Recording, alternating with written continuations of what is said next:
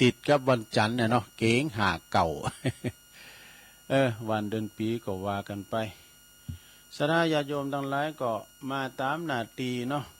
เปิ้นว่าฮือตุลุงก็มีเวลาอยู่2 วันก็ถึงจะได้ไปไหนก็มาทำรายการสถาได้ฟังกัน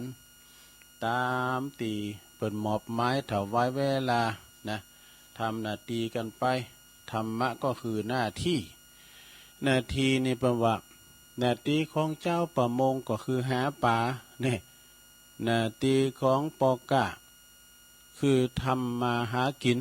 หน้าที่ของศิลปินก็คือสั่งศิลปะหน้าที่ของพระเนนก็ได้เทศนาสอนมนุษย์อีหรอหน้าที่ของเจ้าปุตอย่างเฮาเจ้าขาดตั้งหลายนี่นะต้องมีการปฏิบัติธรรมในสถานนะอันนี้ธรรมะคือหน้าที่ก็ปฏิบัติหน้าที่กันไปในฐานะที่เป็นมอบหมายนะมอบหมายถวายเวลาแล้วตุลุงก็มาตามหน้าที่ตุลุงนะเปิ้นปุงปัน2 วันตุลุงก็มามาเอิ้นให้ออกวิทยุกันไปนะเนาะวันนี้ขอกันเกี่ยวกับเรื่องต้นไม้นาพันธุ์ต้นไม้นี้เขายุกเขายาก็ได้เน้อซะตามีหลายตุ่นที่เปิ้นมีเขายุกเขายาตุ่นไม้กินได้ก็มีนะตุ่นไม้กินคูนก็มี ตุ่นไม้กินได้หยังก็พักเฮิดพักฮี่เนี่ยหมดเนี่ยพักหวานเนี่ยมันเป็นก็ไม้ที่ตุ่นได้เนาะที่กินได้นะอันมีคุณประโยชน์นะก็แตกต่างกันไปยกตัวอย่างตุลุงเกี่ยวเรื่องไม้ขามเนี่ยจะได้ก่อนนี่ปวดทนนักขนาดไม้ขามเนี่ยมันเหนียวนะแต่ก่อนไม่ที่มวยหันตุ่นนึงนะมันลามเนี่ยนะถึงใบตุลุงเขาเกินตังเก่านะลุงตังปลายลุงตังข่างมันเหนียวอ่ะคนละไพ่เมียน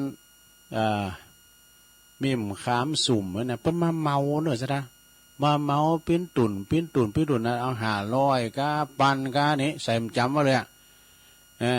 มขามนี่ปิ้นฟักมันละมีประโยชน์อยู่3 อย่างมีเนี้ยพอลงบะขามนี่มีประโยชน์3 อย่างคือการที่ฟักมันได้นะเก้ามันใบมันหวานมาเลยนะมีประโยชน์ก็คือ1จีนมาเนี่ยเปิ้นเอามาใส่จ้อผักกาดลูกหรือว่าเอาไปแป้งหยังก็ได้เอาแป้งคำเป๊ะก็ได้จีนมาเลยนะเปิ้นเอาจีนมาได้เมื่อกี้นะคือเนื้อมันเนื้อของมะขามเนี่ยนะอย่างซุ่มก็มีอย่างหวานก็มีดอกแล้วก่อนในเปิ้นเอาไปเยอะหลงขอโขกินน่ะฟ้าสนั่นฟันสะเทือน ยำน้ำเรื่องหัวฟ้าว่าเราเก็บก็ได้มะขามนี่เอามะขามมามกเอามาโขกินกันเนี่ยโอ้โหมีข้าวหลามก็จีข้าวหลามมีจะคูมมีก็จะคูมเดี๋ยวลงได้จะคูมก่อนเนี่ยเป็นใบมันเอาหอมมกด้วยหอมอันมก5ถ้าวันโหมาก็มามกกินแล้วมันมีปิ้นเสียนปิ้นแสมันติดเขียวบนนะตั้งแต่จะคูไทยมาเนี่ยจะคูเมืองเขาก็ไข่หายไปจะคูไทยมันใบใหญ่ จะคูไทยเนี่ยมันก่ำมันสีก่ำมันนะในมขามนี่สระเปิ้นก็เอามาโขกินเปิกมันเนี่ยนะสระบุตรรู้เอาแปงซีโยเนี่ยจะได้ดามเดี๋ยวนี้เขาหูจักกันเนาะเขาเลิกโมลีกันแล้วนี่สมัยแต่ก่อนตุลุงในการหันใบขามก็ต๊อบมากับเอาโป๊กเขาพาก็ตุบเอาแปงซีโยถ้าไม่ข่อยเนี่ยมันห่อนคอนะลุงเด้อกันซีโยไม่ข่อยนะเพราะว่ามันเหมือนไม่ซีโยเปิกขามแล้วก็มาตกเสียผ่านี่เป็นหูเด้อ มันจะดับง่ายๆนะเป็นหูฟุ้งมาแพ้ดูดมุลีแต่หูสมัยมันก่อนนะมันจะเสือผ่านี่มันที่จั่วเป็นหูวะนี่ไม่มันค้ามันหลงกาฟักมันน่ะในมันเอาไปโขกินจีนมาใส่จอประกาศแล้วก็เปิกมันเนี่ยก็เอาไปตูเป็นซีโยแล้วก็ไหมยอดมันเนี่ยเพิ่นนำไปใส่แกงสุ่มก้าตุ่มสุ่มจีนหมูก้าเนี่ยบันไดลูกใช่ไหมเพิ่นนำมายำไปสาก็มีนะหน่วยมาประบักตำพริกขามก็มีเนาะขามนี่นะแล้วก็ดอกมันก็ลำขามอ่อนเนี่ยบนมีกัปปิสาระก่อนเนี่ยมันจะเป็นสมัยไปเลี้ยงควายสุมาเนี่ยย้อนยุคกันหน่อยก็มีขี่ขอมลีไปไหนดื่มได้ เอามะขามไปได้ไปเสียมาโตนะเอามะขามไปเกาะอะไรก็เอามากินว่ะละอ่อนก่อนอ่ะมันเป็นอย่างได้แล้วมะขามเนี่ยนะสระญาติโยมเก้าเนี่ยเปิ้นเอามาแปลงเข่งนะเข่งหยังลาบจีนเอามาเข่งสับปากอ่ะเอามาแปลงเข่งปวดโอ้แข็งอย่าแม่มะขามน่ะแล้วเราไปสำรวจบ่อเฮินไผ่แต่ละเฮินนี่นะก็มีไม้เข่งนี่นะก็ไปโผล่ทั้งหงโคโอ้เข่งนี่ว่ามเขาไปจะนับบุตรแสดงว่าเฮินนั่นนี่มักลาบ มันได้ลาบมันเป็นอ้อมมาลง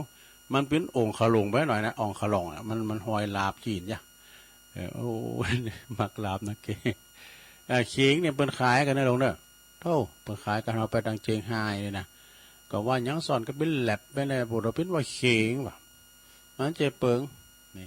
ขามเนี่ยนะดูการไม่ขามนี่กินเวลาจะไหลเขาได้สุมาเด้อแล้วอย่างหนึ่งไม่ขามนี่เปิ้นเอามายื้อแถมมันเข้าแพ้ให้วัดบนนะเอามายื้อเอาถั่วเอาอันน้ำปูเหลือกมาเอาตักซ้ายผ่านแล้วไปตัดเอาไม้เค็ดขามมาปีตุ่นผ่าป่าจะดีเนี่ยให้ขามเลยนะแป้งตุ่นผ่าป่าตุ่นกระถินได้หมดนะเอาอีบอกมัดติดแล้วก็เอาผ่าเข้าป่าเดี๋ยวปิ้นผ่าป่าอันนี้อูถึงว่าผ่าต้นบะขามเนาะสระญาติโยมเข็มว่าละเนิมเดี๋ยวนี้เป็นขายเป็นแตดกันไปให้หมดเลยนะเอามาขายยังก็ย้อนเข่งนั่นนี้ไปขายกันว่าอย่าไม่ซ้ำก่อนเนาะโธ่คังบดีนี้ตาอาจารย์ท่านพระครูท่านพระอาจารย์วรรณชัยชัยยานันโทอู่กันไปนรกวันนะอู่กันไปนรกวันปดบดีนี้ข้างแปลงในกิโล100ป่ายดูข้างก่อนนี้จะแปลงนี่กิโล10ป่ายนะสับเดือนนะแต่เงินมันแปลงเนาะเมื่อก่อนก่อนนี้ไม่ซ้ำซาก่อนนักเนี่ยอันนี้น้ำหยั่งเนี่ยลงเนอะไม้มะละกอเนี่ยแปลว่าไม้ยะไม้มะละกอผลจะเป็นไม้เป็นต้นมะละกอคือตุ่นมะกรูดสีเป้าถ้าว่าเป็นภาษาย่อนะว่ามะกรูดสีเป้าถ้าว่าภาษาเมืองเขาก็มะกรูดเตดเนี่ยค่ะ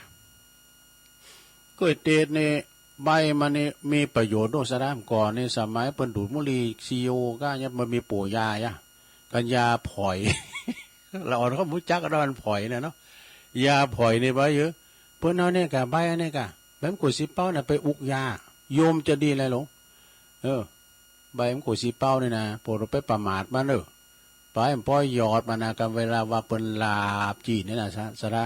เพิ่นไปเด็ดเอาหยอดมะกรูดเตนนะเอามาลุนไฟน่ะไปกับลาบเหมาะว่ะเขาว่าผมได้ลองมาสักครั้งอันนี้เปิดว่าสุดหยอดมะกรูดเตนสุดหยอดมะกรูดเตนเนาะแล้วก็กุยมันนะเนาะลองย้ำได้พรรณนาถึงกุยถึงหน่วยมันนะหน่วยมะกรูดสีป้าก็เอาไปตำสุ่มก้าเนี่ยดังไปถูกประเทศตำส้มตำไก่ย่างส้มตำดังถูกประเทศเนาะการถวายมือทางอีสานบักฮุ้งอะไรมาทางเมืองยองนี่ก่อนกล้วยสีเป้าเนี่ยกล้วยสีเป้านี่เปิ้นเอาไปแกงก็ได้หลงแกงใส่ผักหวานก็ได้นะก่อนนี่แกงกล้วยสีเป้าเอามาอบกับน้ำพริกก็ดีเนาะมันได้พระหลายอย่างอันนี้อุดมว่ากล้วยสีเป้าเนาะมาแถมกล้วยอันนี้ก็กล้วยอันนี้แถมกล้วยยังเก้าโยกกล้วยเนี่ยก็เอามาแกงเสร็จแกงกล้วยใส่โยกแกงได้แล้วก็เก้ามันก็เอาไปแป้งตุ่นผ่าปลาก็ได้แล้วก็เอากาบไปแป้งสาตรงเคยว่าอะไรเถื่อได้เอาตุ่นมันตัดเป็นกล่อมเอาไม้แตงพึดแตงหั่นแตงนี่ไปก็ได้ปูจานปูรามมาถึงจางเนาะก็ได้เป็นเต้าตั้งสีแล้วเต้าตั้งสีโจขาวตุ่นมานี่นะหลายอย่างใบมันก็เอาไปหนีตองสุดูดมุลีเอาไปห่อเมงก้าเอาไปห่อแป้งซวยเนี่ยเขาวัดเขาว่านะ แป้งซวยตองนะเพื่อนนิยมใบตองเนี่ยนะมันสลายง่ายย่อยง่ายเนาะแล้วก็ยอดมันนี่ได้หลายอย่างสารพัดเนี่ยกับตองกุยเนี่ยนะแป้งการฝีมือก้ามจางกาเอาไปห่อบนแป้งคันใบสีหลงก็ต้องกุยเดี๋ยวโมเนี่ยแป้งพิ้นหนักก็มีดูแป้งพิ้นพญานางก่อนในอาจารย์กำแพงตุปีกำแพงเนี่ยเป็นอยู่ดีวัดม่อนห้วยแก้วนะ เปิ้นทำขันใบสีน่ะเป็นมังกรนะหลวงนะจัดงามแหละอันเนี้ยใบกุยนะแล้วก็การกุยนี่ก็ก่อนนี่เปิ้นจะอันเอาการมันมานะปัดได้ก่อนแล้วก็ปอดเอาสักศอกนี่ก็ไปก็อันเอามีดเลาะออกเอาอันเติ่งมันออกนะเหลือก็อันในมันแล้วฟักใส่ลาบว่ะ ฟักใส่ลาบมันจะยื้อจะชื่อตายปอย่านนี่ มันจะเพิ่มปริมาณ เอาฟั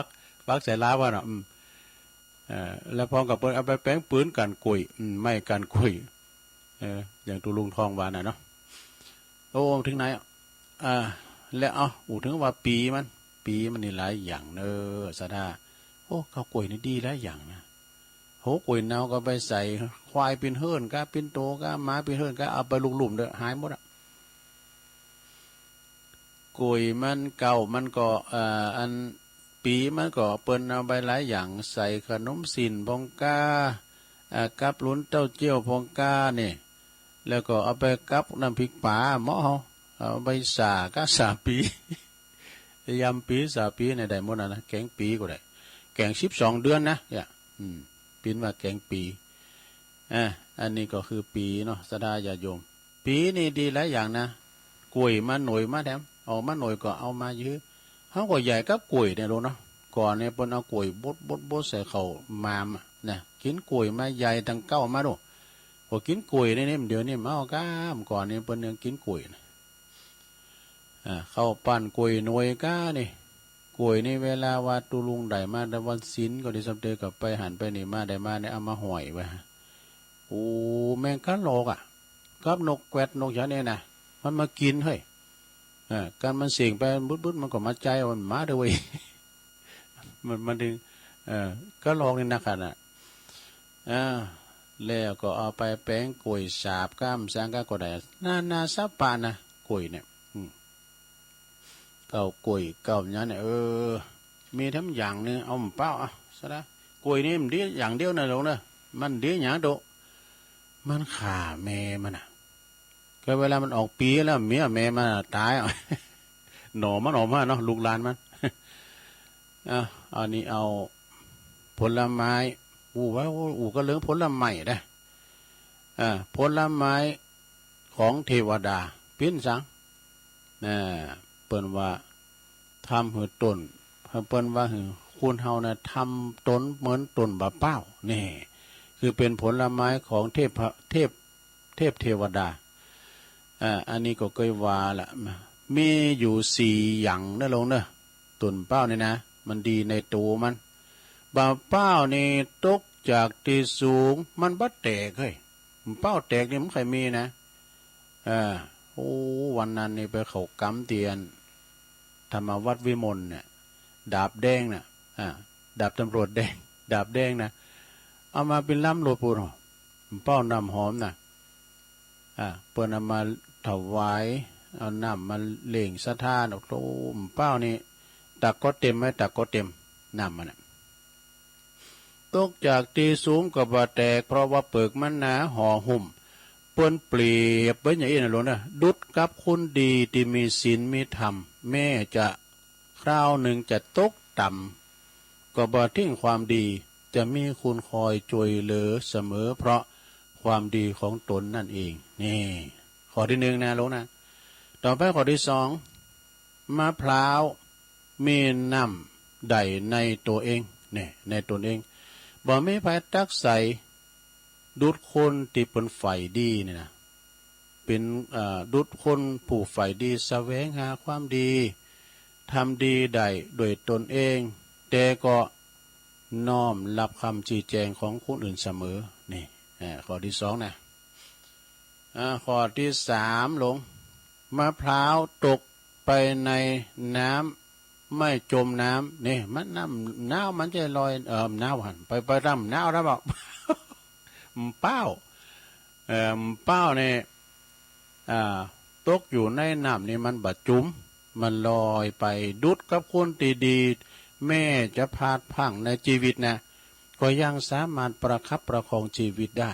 นะบาดจุ๋มอยู่กับความผิดพลาดนำปลา ตัวเองไปสู่สังคมที่ดีได้นี่ข้อที่สามนะหลวงนะอ้าวต่อไปข้อที่สี่สุดท้ายหลวงที่จะเล่านิทานอยู่นะเบื้อชั่วโมงที่สองนี่จะเตะทำตนเหรอตนเตือนตน ข้อที่สี่มะพร้าวแม่ว่าจุ้มอยู่ในโคลนขี่โลขี่เปอะที่ซกกับปกที่สุดน่ะก็ยังเติบโตงอกเงยได้ดังคุณดีดังคุณดีแม่เกิดในตระกูลต่ำยากลำบากก็ดีนะก็ยังสามารถเติบโตก้าวหน้าเป็นคนดีในสังคมยกฐานะทางสังคมได้ของตนได้นี่นะอันนี้เรื่องเป้านะแล้วมีทั้งอย่างนะหลวงเป้าเนี่ยมันจะเป็นจื่อของอำเภอนะไหมอำเภออย่างหลวงอำเภอพร้าว อันนี้ถึงว่าเรื่องอันนี้นะขอบคุณเนอะที่บนสูงมานะพุทธิธรรมคนเดิมนะแม่แม่แม่ทองคำพรหมมินทร์ด้วยเนอะส่งเข้ามาถ้าว่าไผที่มีคติธรรมดีๆเนาะอยากจะให้เผยแผ่ตุลุงจันเราให้ก็สูงมาเนาะอย่างเอียเปิ้นสูงมาเนี่ยตุลุงเอาเตอก่อนเอาของเปิ้นมาปินได้นะเอานี่ทำกรรมหนึ่งเกินศรัทธาญาติโยมทั้งหลายอันนี้ก็คือชาดกมาในนิทาน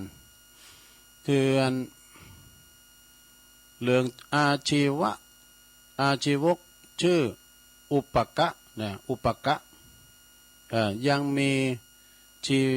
อาชีวกผู้หนึ่งเนอะเปิ้นชื่อว่าอุปกะเปิ้นเดินทางมาจากเมืองปาลาณสีได้หันพระพุทธเจ้าก็มีความเหลื่อมใสว่าเข้าไปไก่แล้วก็ไปไต่ถามไปแต่ถามว่าอาวุโสดูก่อนอาวุโสอินทรีย์ของท่านในสังวางามพุทธผ่องใสแต่เนาะท่านได้บรรพชาแก่ผู้ใดนะไปบวชกับไผอะไรไปถามใส่ตัวเก้าบนนี้เนาะท่านบรรพชาแต่ผู้ใดเป็นไผเป็นอาจารย์ของท่านวะไปถามใส่ตัวพระพุทธเจ้านะพระพุทธเจ้าก็เลยทรงตรัสว่าดูก่อนอาชีวกเฮานี่เป็นสยามผู้ตรัสรู้เองได้โดยปัญญาเด้อเฮาเป็นศาสดาสั่งสอนเวนยสัตว์คือไปตั้งนิพพานเด้อนี่นะเฮานี่บ่มีครูบ่มีอาจารย์เฮามีสันดานอันบริสุทธิ์เฮาถึงวิมุตติหลุดจากอวิชชาตัณหาอาชีวกได้ฟังพระวจาดังนั้นแล้วก็ได้กล่าวสรรเสริญ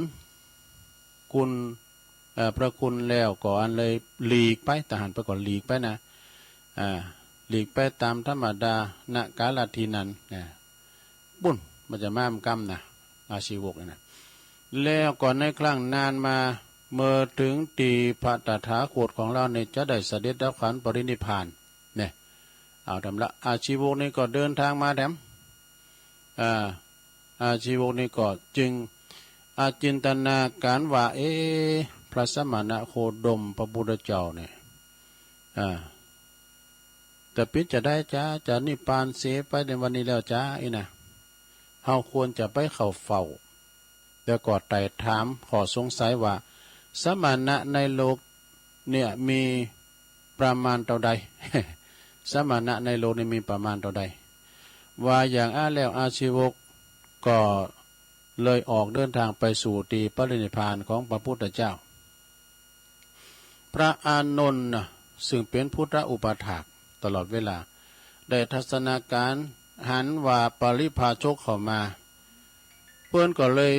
จึงมีเทระวาจาห้องล่องห้ามว่าดูก่อนปริพาชกท่านอย่าได้เข้ามาเนอะท่านอย่าได้มาเบียดเบียนในพระพุทธองค์เลยในพระพุทธเจ้าเลยท่านพระองค์ทรงประชวรโลคาอยู่แล้วนะพระอานนท์นี่ได้ห้องห้ามสิ้นวาระถึง2 ครั้ง 3 ครั้งนะพระพุทธเจ้าก็เลยทรง ได้ฟังแล้วก็เลยทรงบอกว่าตรัสว่าดูก่อนอานนท์ดูก่อนอานนท์ท่านจงปล่อยบุตรตถาคตเข้ามาเถิดนี่นะท่านจงปล่อยบุตรตถาคตเข้ามาเถิดถ้ายังแปลว่าท่านอย่าได้ไปห้ามบุตรตถาคตเลยนี่เนาะต่อจากนั้นพระอานนท์ก็ได้ฟังแล้วก็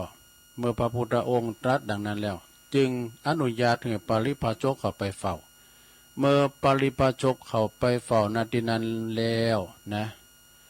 จึงกราบทูลถามข้อสงสัยข้าพระองค์เนี่ยสงสัยข้าแด่พระสมณโคดมผู้เจริญ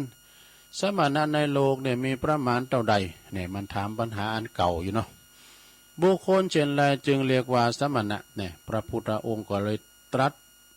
ทรงตรัสว่าดูก่อนปริพาชกสมณะมีหลายอย่างเป็นว่าสมณะในโลกนี้มี4จำพวกเนี่ยคือพระโสดาบันหนึ่งพระสกิทาคามีสกิทาคาหนึ่งพระอนาคาหนึ่งพระอรหันต์หนึ่งนะ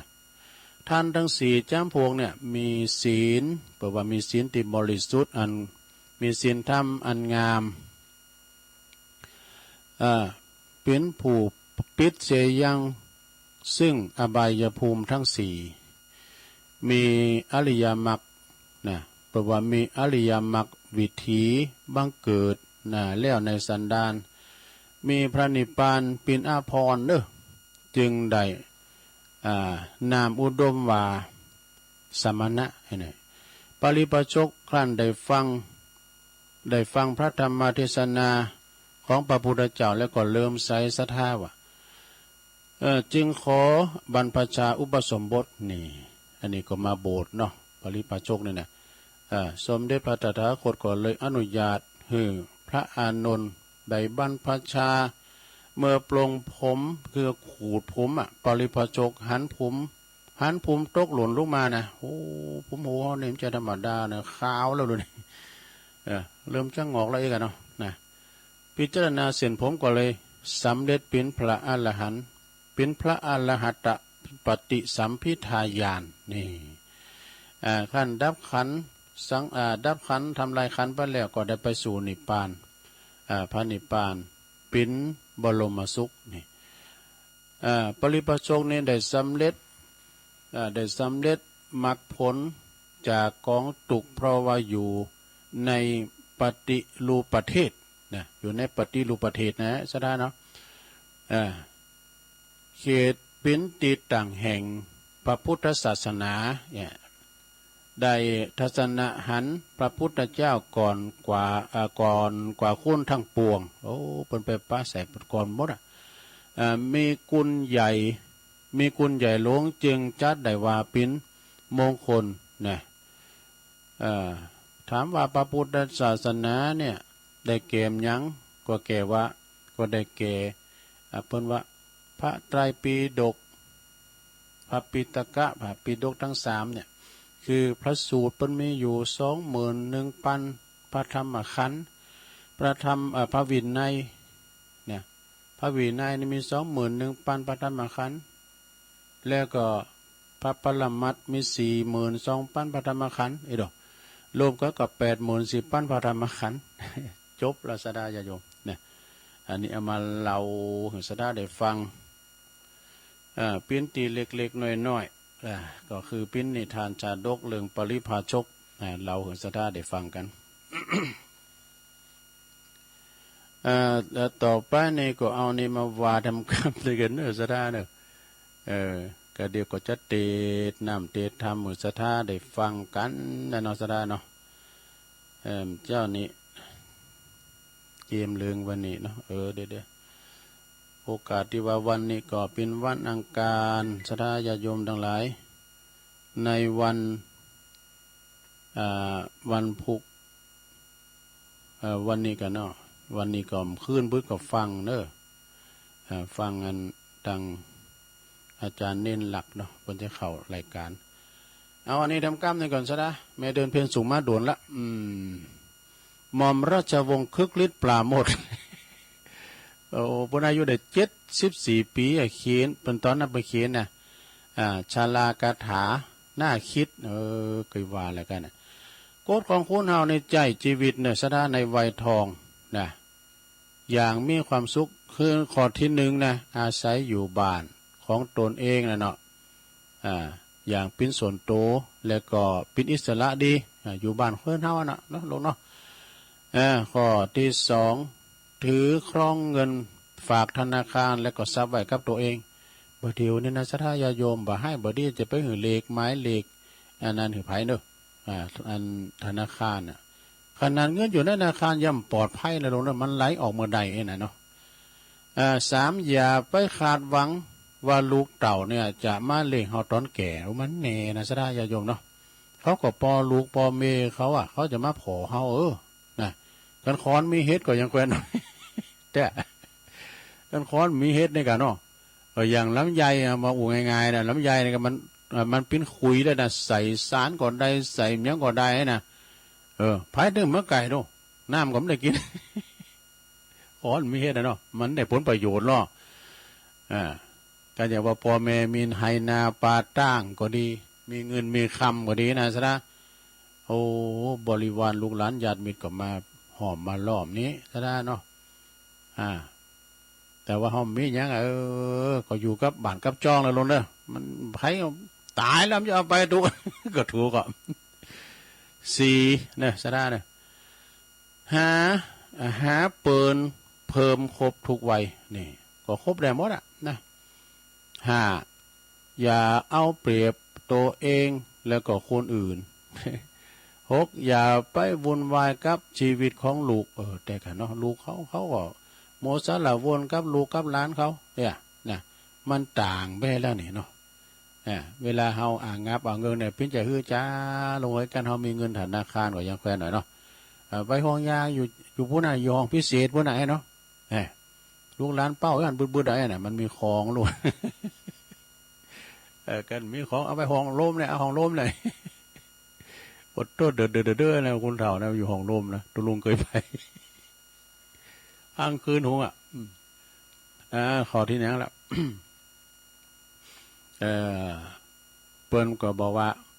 จะไปเอาความชราเนี่ยมาเป็นข้ออ้างเด้อนี่แม่เขาก็เฒ่าแล้วอยู่กับสูไปมือหน่อยคือหอนั้นนี่แม่เขาเลี้ยงสูเนาะเปิดเล็กล่องเรียกร้องความเคารพนับถือแล้วก็ความสนใจเนี่ยไปเรียกร้องความสนใจในโลกเด้อ ได้กินกับเขาถึงวันกับพอดีแต่ความจริงมันก็มีเนี่ยมันก็เฮาอยู่สุขสบายเหมือนกันเมื่อไหร่เนาะหลงเนาะครอบครัวที่อบอุ่นเนาะมีศีลมีธรรมพ่อแม่ลูกเนี่ยหักกันแพ่งกันครอบครัวที่อบอุ่นข้อที่8ฟังเสียงผู้อื่นแต่วิเคราะห์แล้วก็ปฏิบัติตามที่คิดเนี่ยอย่างอิสระดูสะอันนี้ก็เป็นบอกว่าแถม30 ข้อโหมเอาตึงไหนตึงหันเนาะแถม30 ข้อเป็นว่าข้อที่หนึ่งอย่าไปโกความแก่ก็ไปโกก็มาดึงแก่มาดิๆเอาเนาะโกมันก็แก่มาดิๆสะก่อนนี่หนุ่มนี่เดี๋ยวนี้มันแก่มาดิๆสองอย่าเสียใจที่แก่ไปเสียใจยืดที่แก่ซะนะจงภูมิใจที่แก่เนอะปนสัมพองในปนยังไม่บุญได้แก่สักคำไหนร่วมหายแต่จากเพื่อนะเนาะรีบหาความสุขเมื่อยังมีความสามารถนี่หลงใครอยากกินยังใครตานยังใครไปเปิ้นกินเปิ้นตาดีไหนเปิ้นไปรถไปลาไปโดยเปิ้นเด้อ ข้อที่4อย่าล่อหาความสุขก่อนจะเสียได้ภายหลังนี่อันนี้อย่าไปรอเนี่ยเรามีความสุขนะคุณเอาเกิดมาตัวเดียวหลงใครอยากใครกินยังก็กินไปไปไหนก็อยู่บ้านฟังน้ำฟังธรรมบ่ได้มีวันคำหีบเด้อรีบไปเที่ยวตามสถานที่ที่อยากไปเนี่ยโอ้ยแม่นี่ใครไปวัดแล้วเลยก็มาแล้วมาวัดข้อที่6หาเวลาเจอกับเปิ่นเก่าปะกันเปิ่นเก่าตู้บ่เอ็มเดี๋ยวนี้เอาเถ่าแล้วแกหนาบ่ได้ก่อนย้ำอยู่แม่อยู่เช้าไปปะกันหงเหล่าได้ เวลาชรามาเถ่ามาก็พักการห้องยาได้เอาพักการแบบปวดเชิงแต่ก่อนใจอ่อนได้ก็มันกับไปตามสัจธรรมเราเนาะนะไปหาเปิลเก่าเราความหลังดื้อสมัยเมื่อก่อนอันก็ว่าไปนี่ไปหาไปหาเปิลเก่าเจ็ดดูสังสรรค์กับเขาเพราะเวลาเหลือน้อยเนี่ยโอ้ศรัทธาอย่าโยมอะไรเลยก็เวลามันก็หนีบเข้ามาติ๊กๆเนาะอย่างตัวลุงนี่ก็ถ้าว่าไปก่อนเดี๋ยวนี้ก็11 โมงว่าไปใจมันนับเป็นดาวบ้านก็พูด4 โมงหมดข้อที่6ลงหาเวลาหาเบอร์นี่เอาละแล้วก็ข้อที่8เงินตีเก็บไว้ในธนาคารตายแล้วเอาไปตัวบ่ได้ก็ถูกก็ตอนนี้มันตายนี่ก็เบิกว่าเราการไปห้องยาเนาะก็เบิกมาเอามาจ่ายใจแล้วก็เหลือนานการเอาลงรับนักการไปก็เขาก็มาทำซบเขาน่ะ ข้อที่9แจ้งเงินหาความสุขเมื่อยังมีชีวิตอยู่เนี่ยใครอยากใครกินเนี่ยใครไปกินไปตามที่ไหนก็ไปลงเปิ้นจะไปมอนจะที่ไหนก็ไปตัวเปิ้นเนาะเอาความสุขดังใจสิ่งที่มันหมดอกหมดใจน่ะคือความสุขน่ะคือบุญนะลงเด้อข้อที่10อยากกินหยังก็ชอบกินก็กินไปนี่11อย่าหลีกเลี่ยงอาหารที่บดีต่อสุขภาพ อย่ามันกินมันได้ในของแสลงมีหลายอย่างลงนะปลาแห้งนี่ก็ผิดเหมือนกันนะก่อน ก่อนนี่เป็นว่าอย่างนี้กับปลาทูเนี่ยปลาทูก็ปิดเหมือนกันนะแล้วก็อย่างนี้บอกว่าแมงมันนี่ก็เหมือนกันนะเราขายแมงมันนะไปไหนเรากินเด้อดีปากบึ้นอย่างหมูนะ ปากบึ้นผือนะมันแผ่จะได้หมดนะมีหันลาย มันก็ทัดน้ำหมักตะแกเนาะมันกินเอาเนี่ยโลกินหนักเลยเฮากันตกดำบึ้นนะมันกินน้ำมาแล้วปุรุษปากบึ้นอย่างปากหมู มันบึ้นผือมันคันคออันวะ แมงมันไข่แมงมันบ่อย่าวิตกกับความเจ็บป่วยนี่ไปวิตกนะลงเนอมันถึงเจ็บมันถึงป่วยช่วยเลือดโตเก่ากันเนอะโน้ตกั้นนะคนเดียวพองเอายาเขากั้นโน้ตเขากั้นไปหัวเขาแข้งขามาดึงเหมือนกันหมดนะอย่างตะลุกเหมือนกันหมดมันว่าเปิดมาตัว มันเป็นจำสัจธรรมเนาะทุกคนต้องฝากเป็นว่าทุกคนต้องผ่านการเกิดแก่เจ็บตายเป็นธรรมดาแต่กันเนาะก็เขาเกิดปุ๊บมันก็มีความตายปั๊บมันมาเป็นกูกันด้วยเกิดกับแก่กับตายเนี่ยนะ มันมาเป็นกูกันแต่นั่นก็ฝากฟังบันเดอร์ศรัทธาญาโยมทั้งหลายจบดีนะก็เดี๋ยวตุลุงตักตังลายให้หน่อยนี่ก่อนเนาะเจริญนี่ตักมาพี่ไอ้บรรจงกันนะวงเดี๋ยวนะมือถือนี่แล้วก็ไอเน็ตมาแล้วนี่เน็ตมันแค่เน็ตเลยนี่เดี๋ยวดีแล้วกับไฟสาตุลุงเดี๋ยวยินเสียงแล้วเด้อฟังอยู่น่ะสุดท่านลือหลงเนี่ยลือหลงมาแล้วแม่สีทอนใส่ปากการเนี่ยแม่ตอม แม่ตอมค่ำนี่เพิ่นอยู่ป่าสร้างหน่อยกับแม่วันดีครับพวกเพราะนั้นซ้อนเขาบ่นะ ตั้งแม่ตอมเขาบ่แล้วก็ยายบุญชมรมสกาย82บุญส่งกลุ่มคลื่นสี139เนาะโอ้แม่ยายจันก็มาเฮ้ยแม่ยายจันเวงตาการเจริญปอนไหวสาบารมีธรรม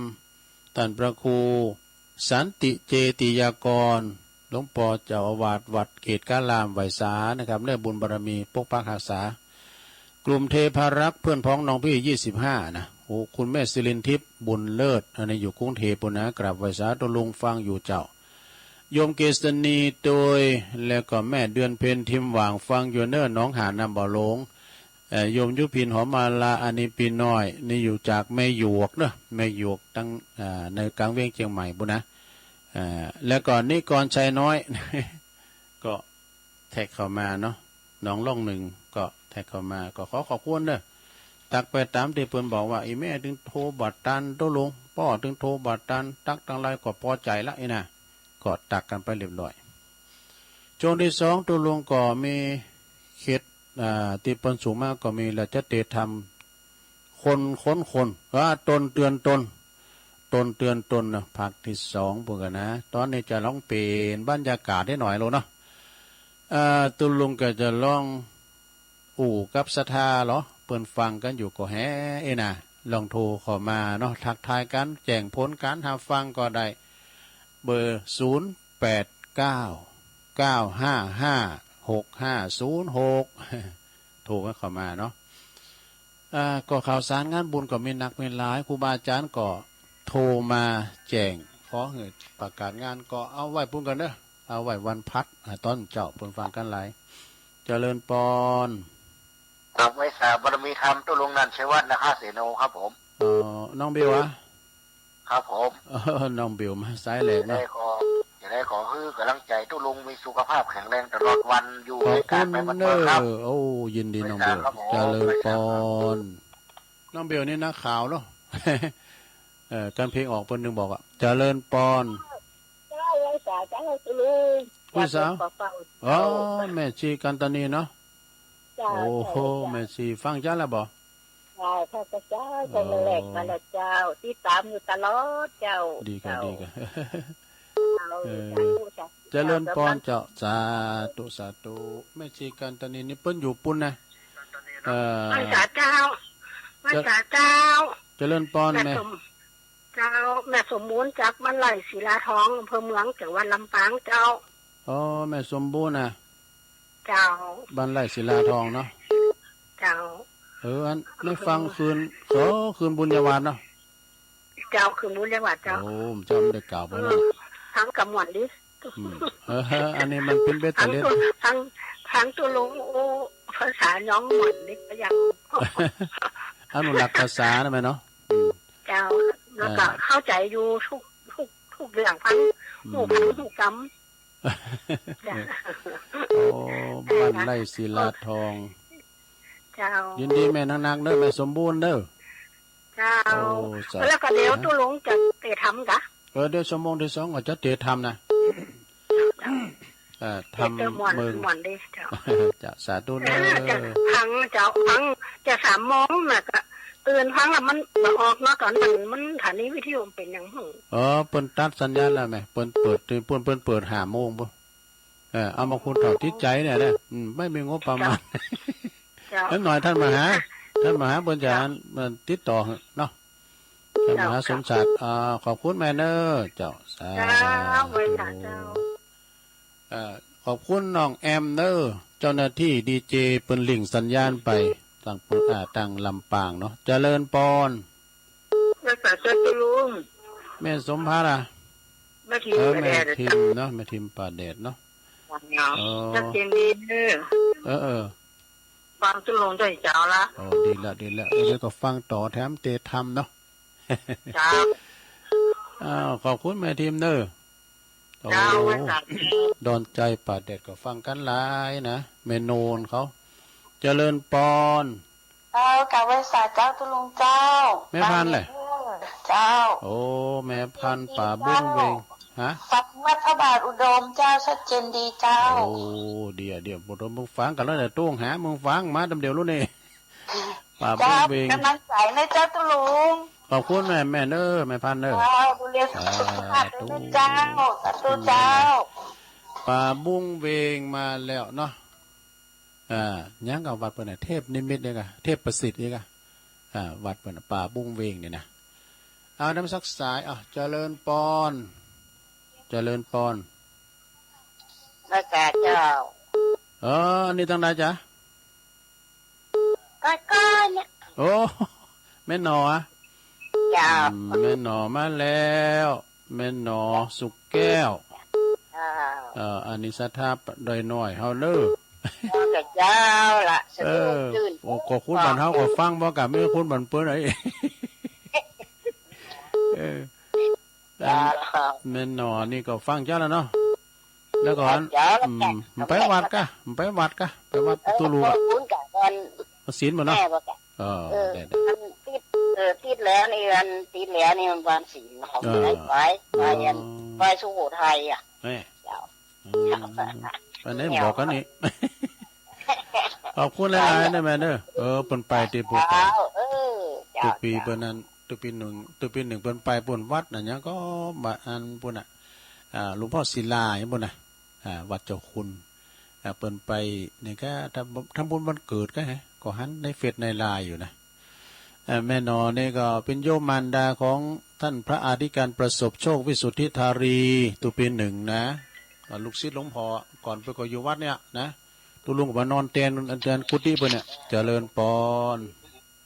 เจ้าไหว้สาเจ้า ไม่ลงปัญญามาแล้ว ฟังอยู่เด้อ ตาโจกโอ้เดี๋ยวหลงฟังกันไป เจ้าให้กำลังใจเด้อ อันปหลงอันไปไหนปหลงอันบุญเสีย มีบ้านเนี่ยเจ้า ดีกัน ไปได้ไปไหนมีบ้านเนี่ยเจ้า ขอพูดไปหลง มี แล้ว การ นะ มีงานก็ไปสนท่านเนาะ อันไหนกันมันมีการไม่งานปั เจ้า นะ เจ้าไหว้สาเจ้า เพื่อเขาบริวารมอญฤาษีนะไม่ลงปั้นนี่นะเปิ้นปิ้นไม่กล้าอ่ะเอาของไปเนี่ยกำลำรถกันนะพักไม่ใส่เครือเนี่ยกำลำรถปิกอัพอ่ะเจริญปอน ไปไหนตู้อยู่ไหน ตัวลุงออกรายการอยู่นะอันนี้ตั้งใด อ๋อ นี่จำยุทธจะฝากไอ้รายการงานฉลองกล้วยหลวงมาแล้ว จอมยุทธเนาะ ครับ มีหยัง วันที่3-4-5วัดประตูป่า มันเจ้าได้ยินมหาประสิทธิ์ประกาศแล้วเหรอจะร้อง มหาวิทยาลัยการแล้วครับ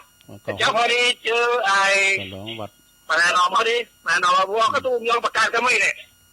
น่ากับประกาศให้ได้นะเพื่อจะร้องหยังเพื่อจะร้องหยัง ฉลองวิหารนี่ฮะ โอ้วิหารน่ะเนาะ วิหารหอระฆัง โอ้ดีแล้วแล้วก่อนจะได้ประกาศก็เอาขอแฟ้มประกาศเนาะ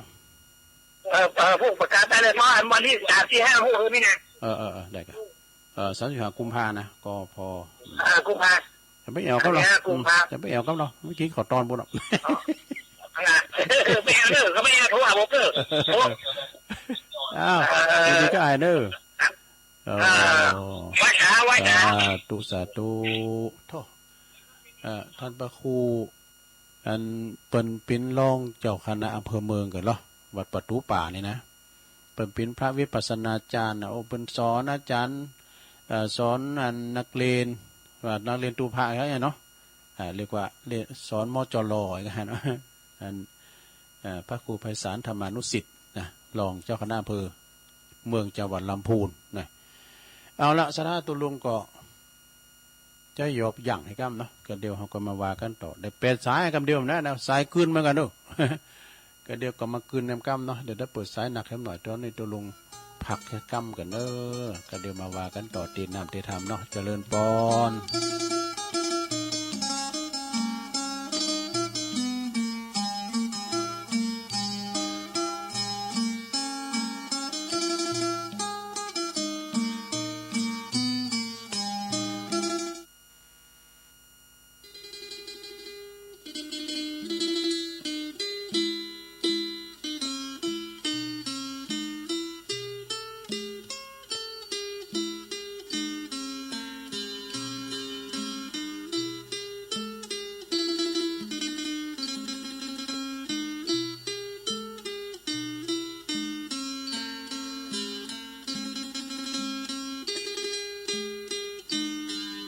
เอาแล้วศรัท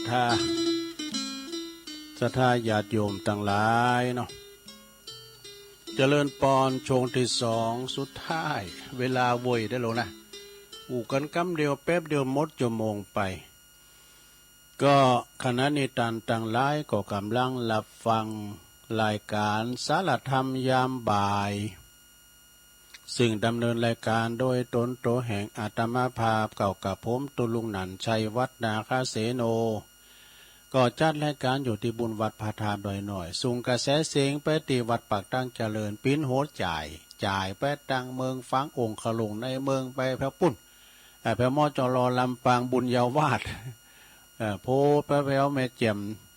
อุถึงแม่เจียมเจริญปอนปนานอุทิศเด้อฟังอยู่ขอ วันนั้นอุทิศนี่เปิ้นเป็นอันนักปราชญ์เนอะเราเขาหำกำคือเจ้าหงหินก็ไอ้นาใดหมดแต่ว่านี่เปิ้นโทรมาหาตุลุงโอ้เปิ้น82 ปีน่ะสะทาเปิ้นยังเสียงยังหนุ่มอยู่ เนาะไปงานบุญงานปอยงานโบสถ์งานเป็กนะได้โมท้องควันเฮควันเราข่าวอู่เป็นนักปราชญ์เป็น10 ปีปลายเข้าวิทยุนะเปิ้นอู่ฟังนะเอิ้นไปตั้งบุญตัวเนอะตั้งลำปางนะเนาะบุญญาวาสวิหารตั้งปุนประกอบฟังกันหนักกันหลายแม่น้อยต้าโทกับ โพสไปตั้งปุนอ่ะนะบ้านหน้าคายก็เนี้ยหลายตีเนาะตุลุงมันบัดจำเนาะ เปิ้นก็ฟังกันหนักกันหลายแต่มจรเนาะขอบคุณเจ้าหน้าที่ที่เปิ้นลิงสัญญาณไปตัวเนอนะไปตั้งนครลำปางเมืองเขลางเมืองรถม้าเนาะแล้วนี่ก็ไปแอวหลายตีวัดปงใต้ปงเหนือนะปงยางคกเพิ่นมีของดีหลายอย่างเนอะปงยางคกนี่ ยางหานห้อยดาบอันทหารพม่านะฟันอยู่นะที่แปลนนั่นละน้องมีอยู่นะสระพระแม่เจ้าจำเทวีเพิ่นไปสร้างนะครูบาเจ้าศรีวิชัยก็แต่ลืมไปแล้ววัดเพิ่นก็งามเนี่ยโปงยางคกเป็นวัดตำบลเพิ่นแปลงซุ่มประตูเนอะสระนะไปทางลำปางเนี่ยไปพอนะซุ่มประตูวัดเพิ่นในโดดเด่นเนอะสระเนี่ยอย่างเจดีย์เพิ่นโซกันทั้งซุ่มประตูเนอะแต่ในวัดเพิ่นก็งามนะผ่านไปวัดนึงก็ยกมือไหว้ผ่านไปวัดนึงก็ยกมือไหว้เองอะนะสระอันนี้ไปยังมืองานศพของโยมบิดาของท่านพระครูสมุวิสุวัตรวรกิจโจแล้วก็ผ่านปีกมาก็ผ่านมาดังในกาตั้ง100 ครั้งเนี่ยไประบาดไม่อามอนก็เนี่ยกะตกแฮมวันเนี่ยก็ไปมจร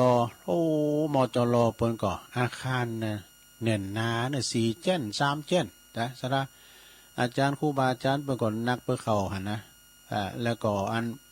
หอประชุมเปิ้นน่ะสระโอ้ยหลาย10 ล้านสระแล้วก็ลุ่มดีเนอะสาดปึ้งบ่น่ะมันตีมันลงนะเปิ้นแปลงงามในห้องน้ำห้องสุขาก็สะดวกสบายสะอาดเท่าวันนั้นไปชั้นเพนที่หากันเนาะไปชั้นเพนที่มจรนะมีพระตำเต้าบ่เด้ มีหลายอย่างรุ่นตัวศรัทธาเขาก็เอามาติ๊กๆอ่ะเอาอุดนอกลืมไปแล้วก็อันนี้คือประสบการณ์ที่ผ่านมาเนาะก็ต้องขอบคุณพี่น้องทางมจร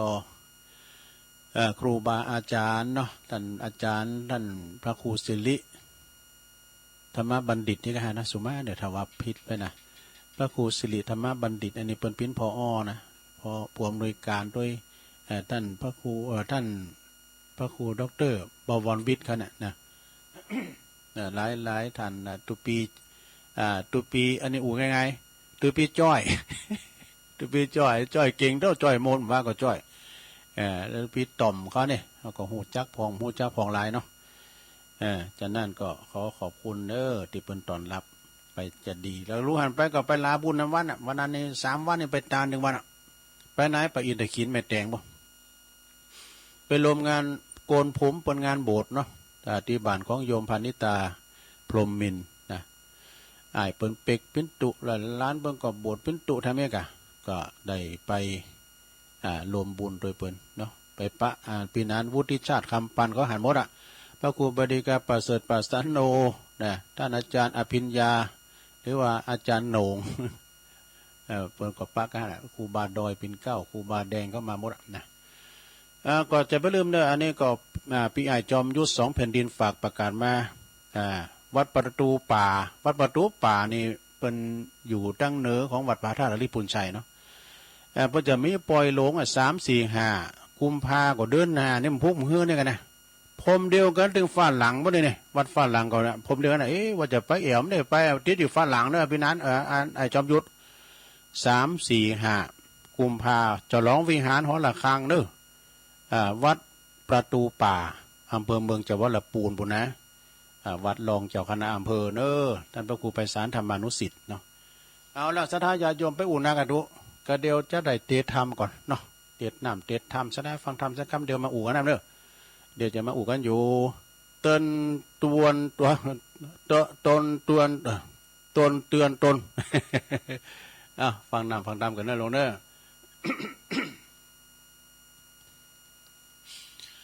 นะโมตัสสะภะคะวะโตอะระหะโตสัมมาสัมพุทธัสสะอัตตานาโจตยัตตานังปาติมังเสตัมมันตนาติสาทโวดุลาสะโปลิสัตตั้งหลายตั้งยิ่งใจน้อยใหญ่ผู้มักไฟตั้งตาละมีใจบานจมชื่นปีติตื่นยินดีฮือตานมีบ่ขาดบ่ประมาทเสียสินเป็นอาจินคืดลอดบ่ละตอดภาวนาปาการมาม้วนหมู่เข้ามาสู่สาถานเมใจบานชื่นจอยมาฟังบาทถอยคำธรรมจุงดาจำฟังทีเอาเป็นที่สอนใจเราจะไขบอกกล่าวให้รู้ข่าวก้องดีรู้ว่าเป็นสีแก่ตัวเอาเป็นขัวเตียวไตคำวัดตาใหญ่ทรงสารได้เจยบานหลายหลากบ่อตุกยากเครื่องขีดังบาลีกล่าวไว้ว่าอัตตานาโจตยันตานังดังนี้เป็นเก่าอาขอหนุ่มเท่ายิ่งใจศรัทธาหลายมวลหมู่อดทายอยู่ฟังยาวไปแปลงใจใส่ตั้งมันติดสอดดันตราตามตำบัดนี้แดดเติมมานุสาอันว่าคนนาโลกตายมีบ่อไรสังขายาเมนำนาหลายแหล่เมจูแง่อานาพ่องอยู่ดงหนาป่าไม้พ่องก็อยู่เมืองใหญ่ปุลีพ้องก่อมาตุกเครื่องขี้กันอยากตุกลำบากอนาตาพ้องก่อเมโปกามั่งเต่าใดเป็นเจ้าเงินคำนาพ้องก่อมีใจดำเหียมโหดบอกกลัวโทษอาบายกะตำบาปหลายบ่อยานบ่อซาตานเก่งขามพ้องใจงามสะอาดบ่เว้นขาดตะละเว้นขาดต่างดำมีสินจำ585บอดตำจ้าเครื่องกาพ้องไข่ขี่ยากล่าวตอยด้วยกำอ่อนอ้อยจาวานพ้องก่อมมาไข่ขานกลายหยาบบ่สุภาพตามธรรมพ้องก่อมมาไข่กำเก่าอูด้วยกำลิงลู่มุสาพ้องก่อมมาปัลลาใบบอดบ่อลู่ลอดกองทำกาตำบอดกาตำกำบอดดีใจใจยามบ่อเว้นไว้ยามวานพ้องพายาตันขวาดลู่มีสินอยู่ประจำใจเยอะอันใดก่อจอบบ่อล่วงขอบสินทำพ้องมีเงินคำเมียดไว้บ่จ่ายใจแลกินเต้าเมาวินหลายหลากก็บ่เคยได้บริจาคเทตานะเมาแต่การงานตัวเก่าบ่รู้คำเจ้าแรงง่ายบ่คงควายจักสร้างกุศลมากกวางสักอันยามดับขันพลักนาเตียงต่ำจ้าเครื่องขีย้อนว่าบ่ดี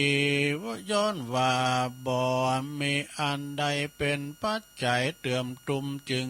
ตกลุ่มถอยหนจุ้มบางคนนั้นลาวใจ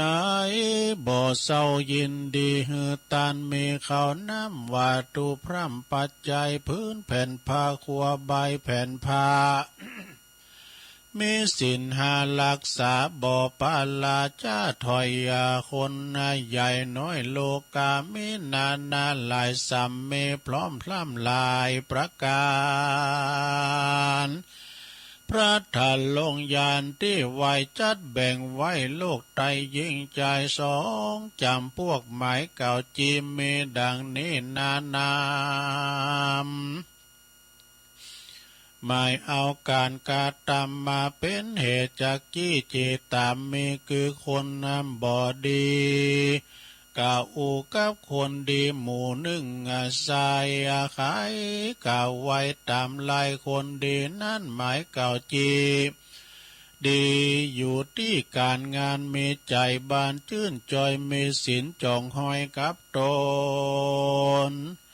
ได้อาสังกุศลบ่ขาดบ่ประมาทลาสาบ่ปาลาถอยจาบ่กาตำบาปกานามีเมตตาจูเมื่อใจฝ่ายเอื้อทางดีกิริยามีอ่อนน้อมลูกก้มก้อมวันตามีว่าจ่าสุภาพบอกกล่าวกำหยาบมุมาหมูกำเมืองกุละเว้นกำลวงหาเล่นบ่คายจากกรรมใดนั้นใส่บ่อเฮอใดผิดทำตั้งมัวดำลายโหดอันเป็นโทษเครื่องกาก็วางลาละวายต่างถอยไล่กานาคต่างถอยไล่ไก่เนบ่ยินดีลิงลูเตือนตนอยู่หูคิงกอจุง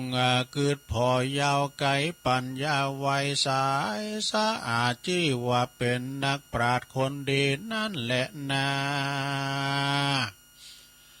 อันแล้วว่าคนบ่ดีนั้นใส่หากกล่าวไว้ไข่กา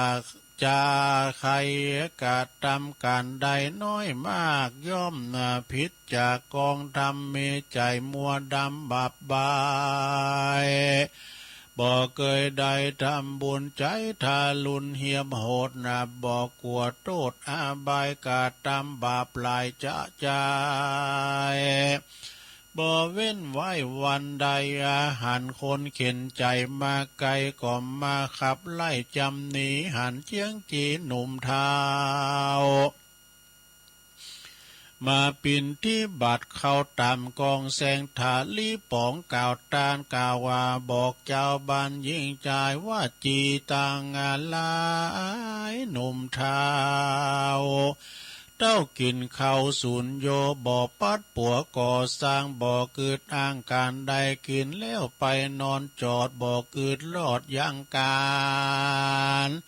บ่กวนตานมากเต่าจักเสียเปล่าได้บุญตั้งหลายบุญบาปหลายนั่นใส่ไผ่บ่เคยได้เล็งหันหน้าโลกสวรรค์นั้นเราก็เป็นกรรมเล่าเมินมาเลือเล่าว่าตานั้นโสดจักเสียประโยชน์ได้ตัวบ่หมายกาสร้างก่อสมาติต่อเตียนขวัญบ่เคยปันข้าวน้ำบ่มีสินพร่ำกับตัวเต้าเมามัวเลี้ยงใสบ่เคยได้ฟังทำต่างมัวดำชอบสู่บ่หอนหูคิงตนลงเมาวนมืดบอดบ่รู้รอดวันใดนักปราชญ์จาไขเก่าจีว่าคนพวกนี้กาลีหรือว่าเป็นคนบอดดีบาปบายคนถอยไล่สามัญเป็นคนอันตาพานเป็นคนผ่านไม่มาดดังบาลีบทบาทดังบทบาทบาลีว่ากรรมมุนาวาสะโสโหติกวะกรรมมุนาโหติพลัมมโนดังนี้ว่าคนสัพปาลีกาลีหรือว่าคนบอดีนั้นโสดอย่าไปโทษภัยกับภัยหากเป็นนิสัยสร้างไว้อันหากมาได้แก่กรรมอันตนได้กาทำมามากกวางได้ก่อสร้างกรรม กันว่าได้สร้างกรรมดำมากรรมดีก็บ่เครื่องขี้ต่ำก้อยได้จืนจ้อยเจยบานกันว่าสร้างบาปหานั้นสายย่อมร้อนไม่บ่เหือดใดไม่เดือดเครื่องกานั่นแหละนาเหตุนั้นนาพระพุทธเจ้าจึงสอนคนหนุ่มเท่าใจยิงว่าหู้คิงกึดลอดอย่าลาตอดต่างตำหลีกต่างเว้นกรรมตัวกาอันถอยจ้าเมาวนตักตักเตือนตนบ่ขาดบ่พระมาทลาสาทุกเวลาค่ำเจ้าสาติเฝ้าตัวยไปดังบาลีไขว่าอัตตานาโจตยัตตานางดังนี้ไขเก่าจีกรรมหมายว่าคนยิงใจใหญ่น้อยต่างฝ่ายห้อยเจยบานได้สำลานชาตินี้ลบหลีกลี่นิกายยังฝุ่งพวยภัยหลายหลากกว่าคือบ่อเหือตุกยากเครื่องขีการจักเป็นคนดีนั้นสายหรือว่าเป็นคนถอยไล่สามานาเป็นได้อาภันโศกเศร้าก็ย้อนว่ากรรมก็ย้อนตัวเก่ากาตามมาจุงเตือนอาตาตัวเก่ากันหนึ่งเล่าหันสายต่างอันใดบาปใบบ่อหอนไกลไปหาหนีวางลาลาตอดรีบกรรมมากอดกองดีเป็นวิธีไปสู่ยังที่อยู่ในละปานนั่นแหละนาอันละว่าการกาทำดีนั้นโสดเมื่อมีคุณประโยชน์นั้นนำเป็นตังนำไปสู่ยังที่อยู่เกษมสีการกาทำกรรมบ่ดีหยาบลายกรรมย่อมตอบใส่ตัวตันเฮือใดหันชาตินี้กันตายจากนี้เมืองคนก็ย่อมเอาตนไปเกิดอย่างที่อยู่อบายเป็นทุกข์หลายเหลือแหลบ่เว้นแว่คืนวันนั้นแหละนาเหตุนั้นคนเรายิงใจน้อยใหญ่จุงกันเน่งค่อยเตือนตนว่าเฮือบ่เฮือเมาวนหลิงรู้กันเน่งอู้หูคิงก่อจุงเกิดพอเฮือดีดีสาติมีเกิดลอดบ่ลาตอดลาสาคนเกิดมาโลกลาจักตำจ้าสามานได้อาผ่านการอยากตุกลำบากเครื่องขี่ก็ย้อนกาดตำบ่อดีถอยไล่บ่อตัวยไตกองศีลพิษอาจินกองตำลู่เว้นยังกาดตำการบาปอันกายหยาบตัวยไปกาดังนี้โบราณไขกะอูว่ากรรมมาลิงว่ากรรมมาลู่ท่วมหัวอย่าเอาก็ยังเอาตัวบ่อลอดมักแอวสอดตั้งถอยมีใจจองหอยต่างดำบ่มีทำจองกองตกเลยตกต้องห้องแห่งตันหาจักจองป่าไปสู่ยังที่อยู่อเวจีเป็นตุขีมาดไม่รำบ่เว้นไว้วันใดแลนาปันดังคนน้อยใหญ่ยิ่งใจมีสติหลายหมายขวาดรู้เตือนตนอยู่วันยามต่างดีงามต่างดีงามมีได้พ้องพิจารณาส่องตัวเราบ่มัวเมาหลอกเล่นลบมาหลีกเว้นไกลนี้กันว่ากาตำบ่อดีนั้นโสดจักมีโทษกับตัวอย่าเมามัวกาดังลาห่างนี้ไกลแล้วว่าใส่ใจสร้างก่อกาตำจะดีต่อนาบ่ลาสาพามาดอยู่ในโอวาทกองธรรมมาเป็นต่างนำไปสู่ยังที่อยู่สวัสดีบ่เครื่องขี้ต่ำก้อยได้จืนจ้อยเจยบานดังพระจินนามานย่อซอ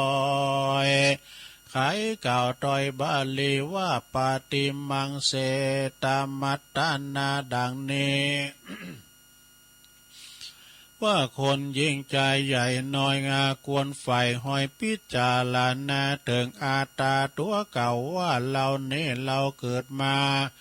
เอากำเนิดเป็นคนมีตัวตนผ่องแผ้วบุญนาเป็นบุญแล้วนานนำนาเหตุนั้นนาเหล่านี้ควรหลีกลี่เวรกรรมดานอันมัวดำถอยจา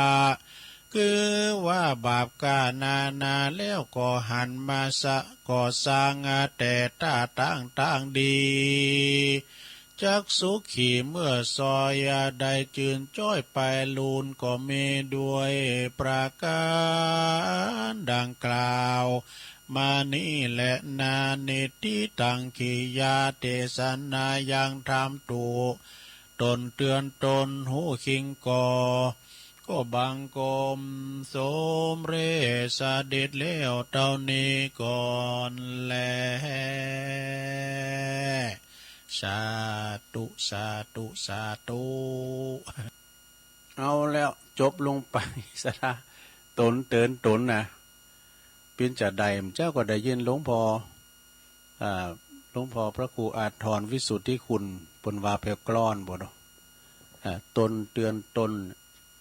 เขาก็เตือนโต๊ะเก่าเขาเนี่ยเนาะสะเนาะไม่ต้องเตือนภัยหลายเตือนโต๊ะเก่าเขาใจ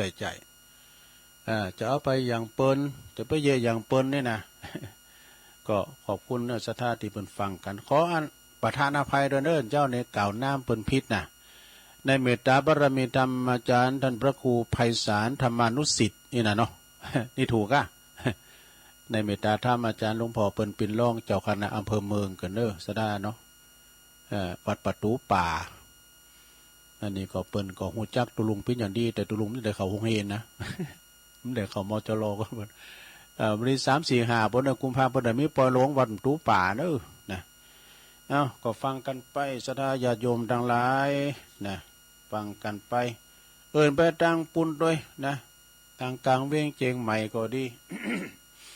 เปิ้นฟังนำฟังธรรมกันหลายว่าเปิ้นว่า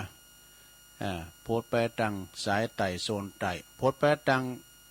อาจารย์นิพนธ์เด้อไหวสานะครับเด้อ เปิ้นจังตักมาตั้งลายอาจารย์นิพนธ์คนดอยสะเก็ดนะวัดพระธาตุดอยสะเก็ดเนาะไปตั้งพี่น้องตั้งกาดตั้งกาดปุ่นโดยยายปันเขาก็ดี ตั้งกาดเชิงดอยตั้งปุ่นนะที่แม่กาในขายเปิ้นจังโทรมานะแม่แสงจันทร์สมรูปเขาที่ป่าค้าบุญเนาะป่าค้าเชิงดอยก็ฟังกันอยู่ไว้หน่อยเนาะ หลายทานที่เป็นมอบหนังสือมาอย่างปนันสุนทรบุญยสิงห์ปนันสุนทรก็มอบมาก็หลายตั้งโบกก้างก็ดีหลายก็ดีก็มาระบายออกไปเนาะเอาอเนียมกล้ามหนึ่งก่อนเนอสถาก่อมป้อยยาวคงจะจับเวลาพอดีนะวิธีชนะใจตนเองเนาะเพียงจะได้วิธีชนะใจตนเองนะก็คือศัตรูที่เป็นคู่ต่อสู้ที่สำคัญและก็อยู่ในตัวเฮานี่ก็คือความอยากนี่ความอยากสิ่งนั้นความอยากสิ่งนี้อยากสิ่งที่เกินความจำเป็นนี่เกินความพอดีจนทำให้เกิดความโลภนี่ซึ่งเป็นบ่อเกิดของความตุกนี่เพราะว่าเฮาตามใจตัวเองบ่เคยกึดห้ามและก็ต่อสู้จึงพ่ายแพ้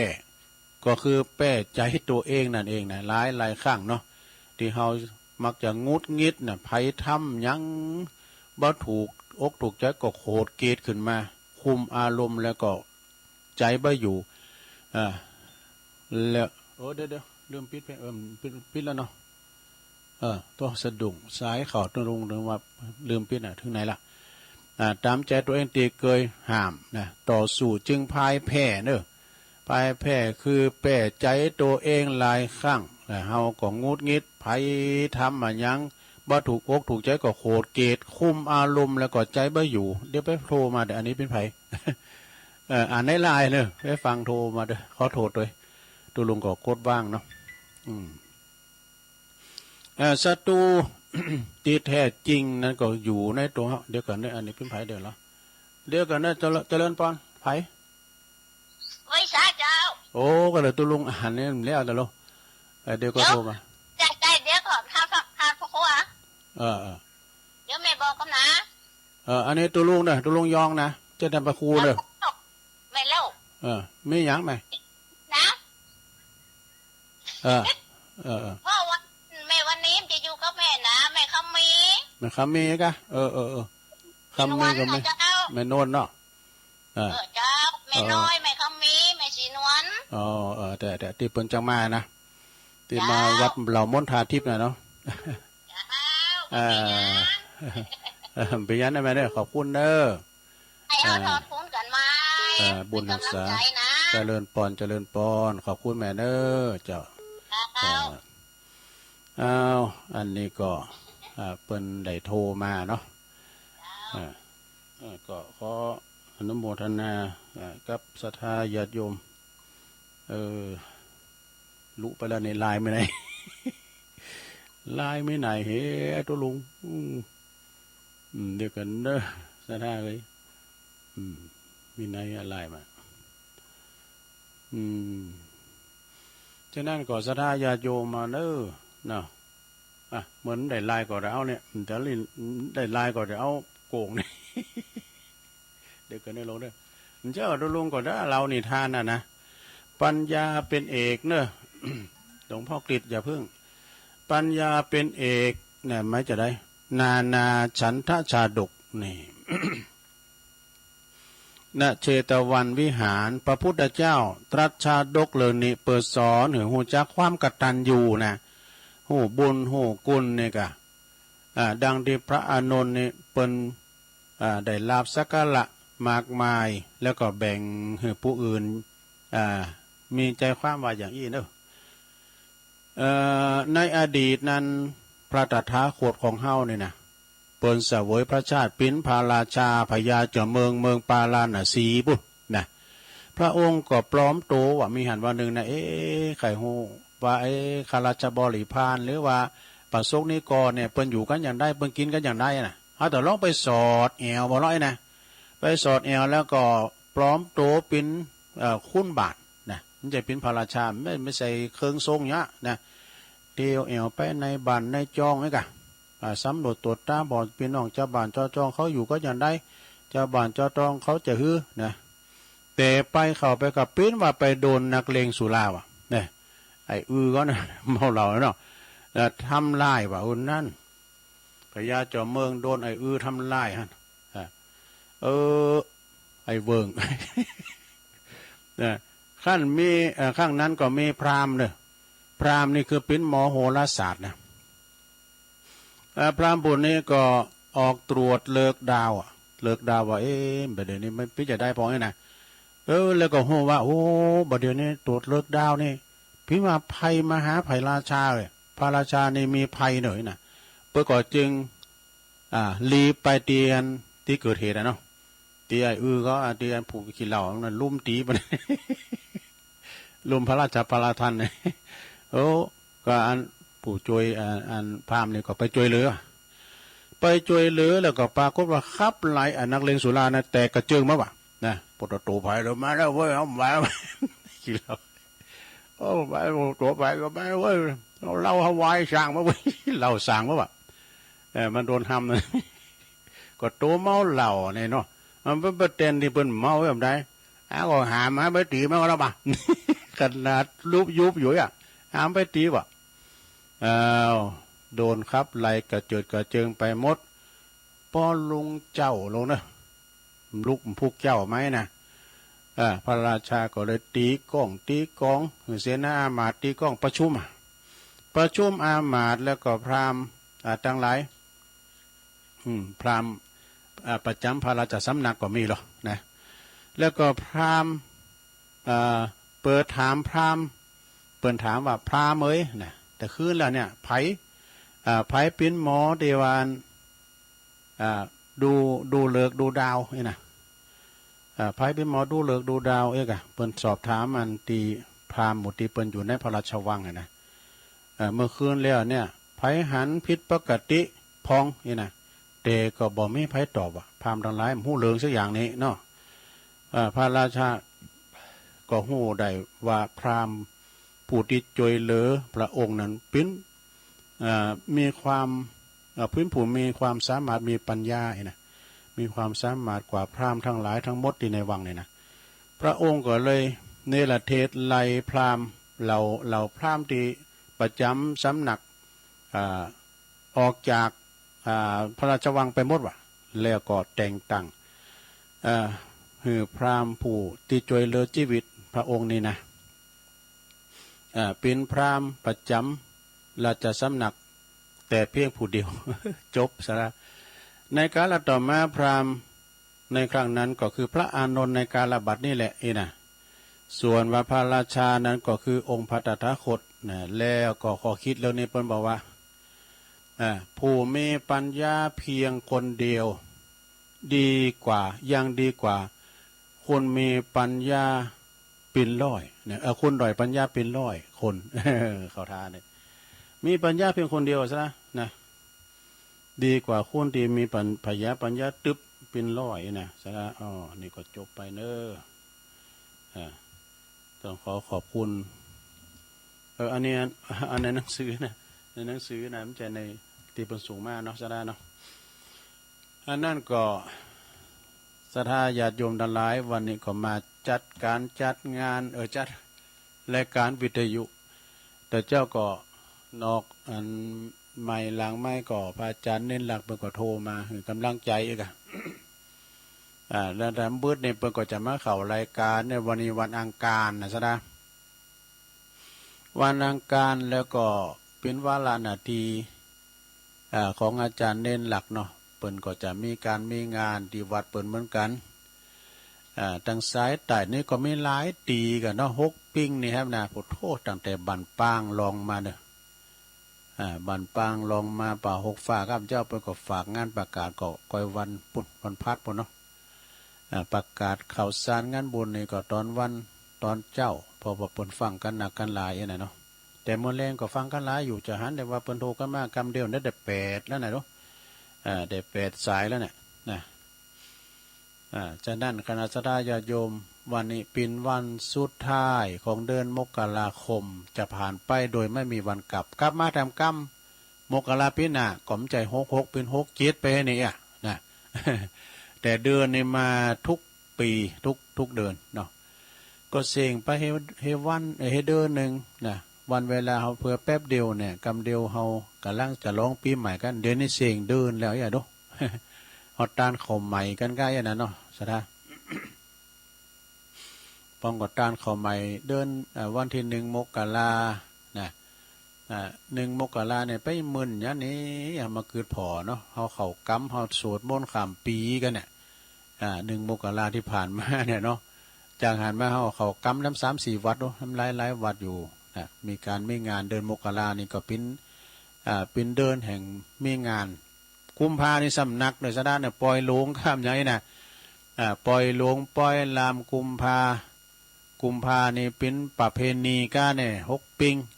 ความจริงในหาปิงนี่เป็นวันมาครับปูจา เป็นวันอันเนาะนะเปิ้นจะคืนใหญ่ไปนะอาจารย์วรรณชัยบอกว่านี่แต่ปฏิทินเปิ้นเลือนน่ะได้เปิ้นก็ว่าวันนั้นน่ะต่างมันวันนั้นหาปิงนั่นเนาะปีสาขาก็8 ปิงนะนะแต่เปิ้นอธิกรรมาทั้งหมดศรัทธาดังนั้นก็คณะศรัทธาญาติโยมทั้งหลายก็การงานมีก็ไปทำเตาที่ใดเนาะทำบุญทำกุศลกับเปิดเป็นการสืบทอดเนาะพระหืนละประเพณีอันดีงามของเฮาอย่างงานประเพณีเนี่ยก็ทรงน้ำถาดกันก้ามสังไกนะ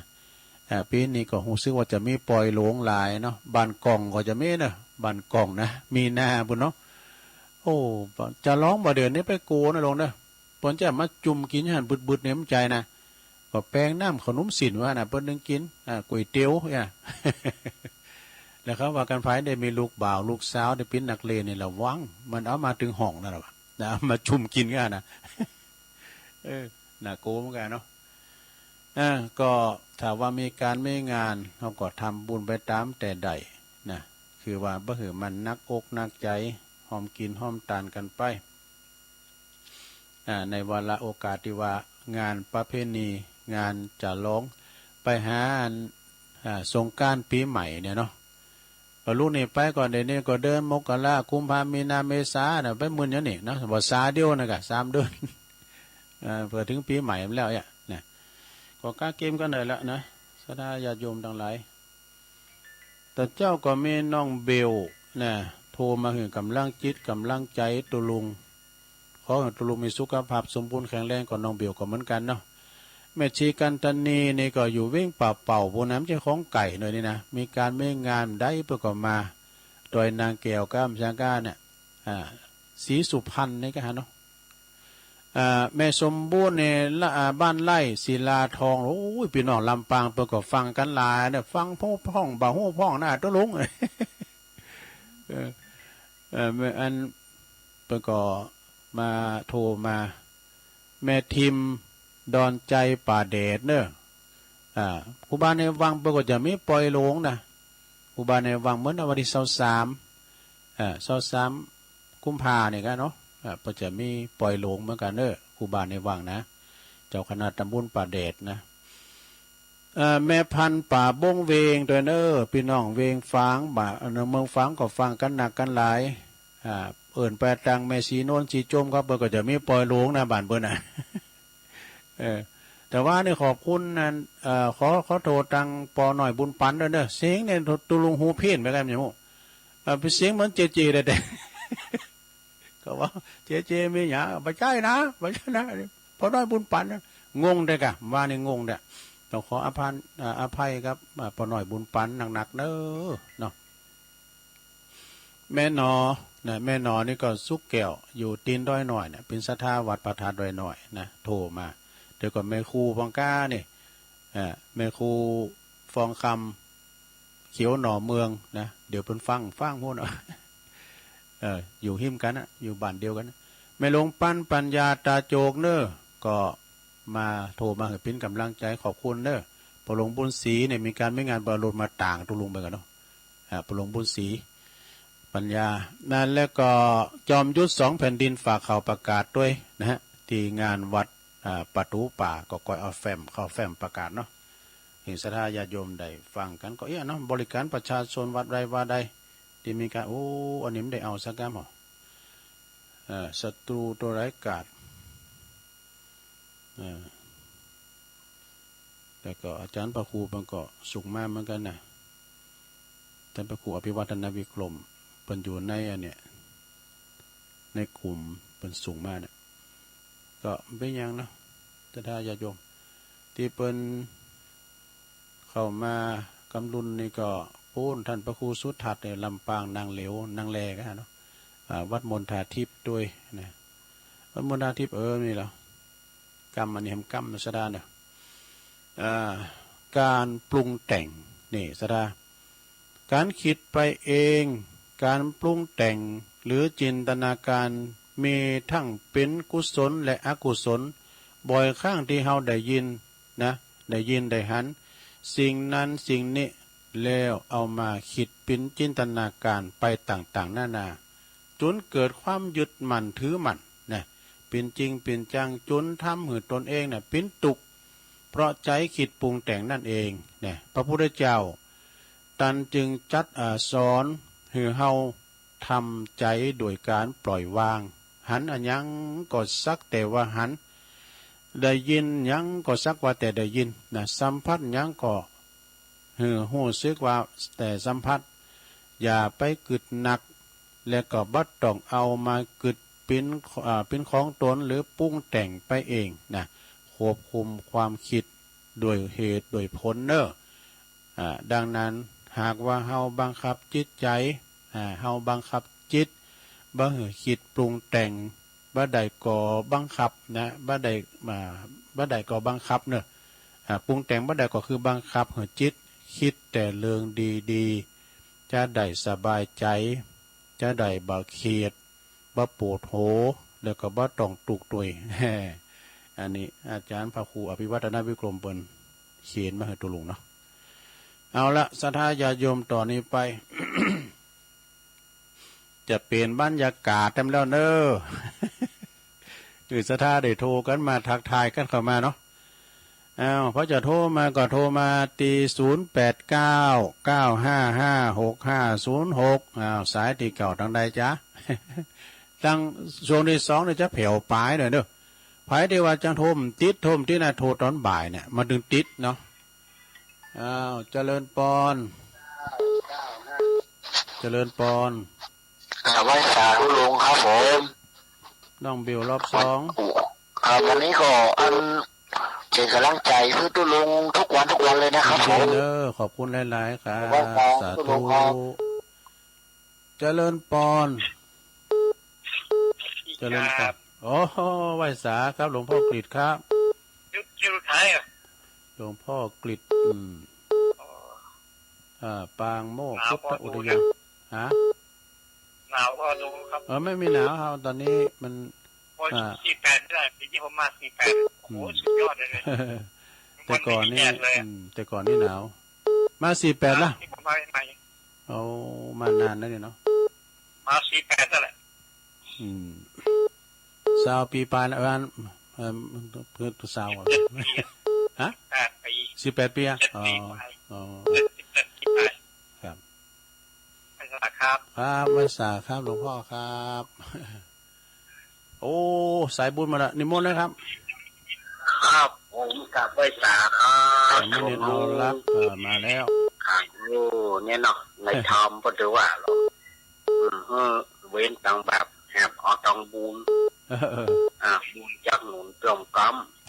อ่องก็แองหั่นแองนี่อันใดก็ว่าบัดนี้เตื้อบัดเท่าเตื้อเท่าแล้วก็บัดเท่าเตื้อแน่ ย่อมุ้ง แอง โอย เอาจนโคตรก็แล้วพยาวเลี้ยวปลาลูกเลี้ยว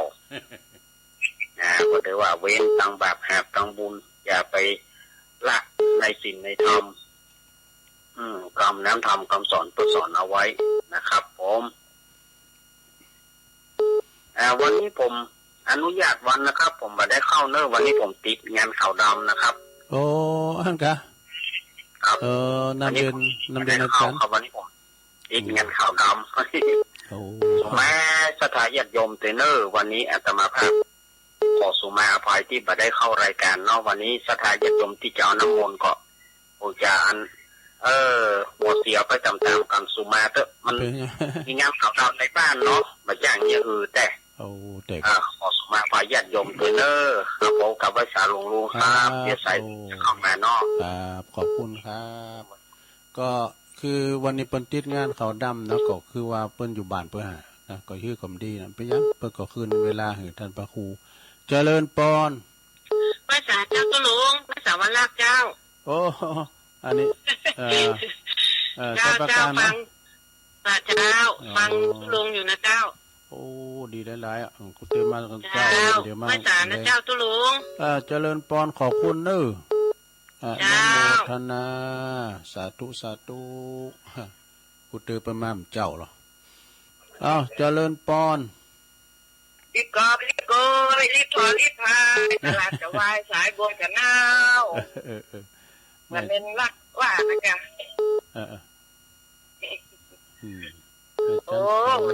ได้ฟังเน้นรักกันเนาะวันนี้ นักโตโหเสียไปตามๆกันอ่ะ น่ากะได้น้ำมนต์อันเน้นรักแล้ว พี่ยักษ์เอากันหนาถึงมีอยู่เนาะ คำหน้าก็เอาเนาะ เดี๋ยวนี้เปิ้นว่าหลินตัวแหมันจะไปวานทำอยู่อ่ะนะโอ้เนาะก็อยู่ กำลังใจตุลุงนะ ขอบคุณหลายๆเลย ฟังตลอดถึงมันเจ้ามาแรงนะ เมื่อแต่ไม่ซีโน่ซีจมเขาได้กะฟังโทรมาพองไอ้กะ ไปแอลหา2 รอบละเอาอยู่บ้านเขาไปไหนก็บู๊ มือหับจ่างก็วันนี้จะได้ไปใส่ปุ๋ยกระท่อนกับกระท่อนปลอยปันยินดีแม่จันสม กำลั เด้ ง อ ใจตุลุงนะ สาธุ นมัสการเจ้า เจริญปอ โชคดีผูกดี โชคดีเหมือนกันผมพูดกันว่าเนี่ยวันยังกูนะเจริญปอน ก็สาเจ้าตุลุง อุ้ยสาวคุ้มตะวันนะ เจ้าแม่สีง่วงสีจมน่ะจ้ะ โอ้ ฟังอยู่เนี่ยตุลุง แต่นะบุญเราขวัญกันเนี่ยแม่สีโนนสีจมอ่ะเนาะ เจ้าสีจมสีนวลหนังแต่งตุงตุลุง โอ้ดีกัน มันมีฝีมือแล้วเปลงจอเปลงตุงได้นี่สุดยอดแล้ว เจ้าหายไปเมื่อน่ะจะลุงอ่ะแต่ได้โอ้กัน น่ากะ ลุงไปเข้ากำกัน ตัวลุงไปเข้ากำกับหวังแล้วนี่นะไปเข้าก เจ้าเจ้า ำที่น้องสมณะเดี๋ยวนี้จะ เจ้า ไป ฟั เข้าง กำแล้ว หาอยู่เลยจะลุงเนี่ย ดี เจ้าก็ฟังจะลุง น่ะ เจ้า เจ้า ไหว้จ่าเจ้าเดี๋ยวเป็นเคยอู้กันหลังไว้ เจริญพร เจ้าเจ้าไหว้จ่าเจ้าจะตุจะตุ เจริญพร จะลุงจะบอกตามหลวงพ่อ อันนี้แม่หยังก่อ จะบอกรักเจ้า แม่โบพัดแม่โบพัดกุลันเนาะ อาบน้ำเดี๋ยวอาบน้ำอย่างเงี้ยมันเราไปเรียมมันหนาว น่ากะต้นซ่านฝาง รักมาได้เอาเขาได้มันนี่แน่ ในรักวันนั้นติดงานเขาดำน่ะ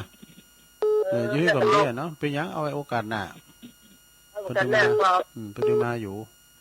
ลุงเน้อ ยินดีแม่บุพัดเน้อสาธุ